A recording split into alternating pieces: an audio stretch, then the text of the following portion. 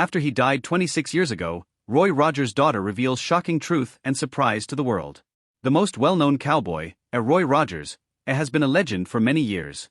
Even though he is no longer with us, he left behind a legacy that we should never forget. Cheryl Rogers Barnett, the daughter of Roy Rogers, was born on June 6, 1940. In reality, she is Roy Rogers' adopted daughter. Because of her father's fame, Cheryl Rogers Barnett became well known as a Roy Rogers kid. She had acted in movies with his father, such as Trail of Robin Hood and Meet Roy Rogers. Aside from that, she continued her father's heritage of challenging social norms and embracing their family's distinctiveness, so her notoriety did not diminish after his passing. She keeps establishing her own reputation in the field by writing, speaking, creating documentaries, and directing movies. Larry Barnett, her spouse, has supported her unwaveringly since the start. Sadly, in October 2022, Larry passed away. Even though Larry isn't with her anymore, he witnessed directly the kindness and concern of a Roy Rogers youngster. Because of what happened to her little sister Robin Elizabeth, who had the same illness, Cheryl was able to shed light on her parents' legacy and discuss how they were able to alter public perceptions of Down syndrome in an interview with her late husband.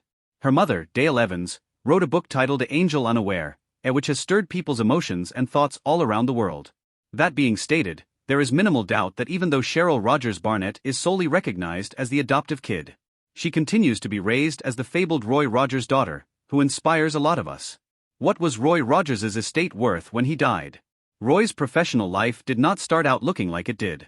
Only in his second year of high school, Rogers joined his dad at the plant because his family's financial situation had become so dire that his dad's salary was simply insufficient.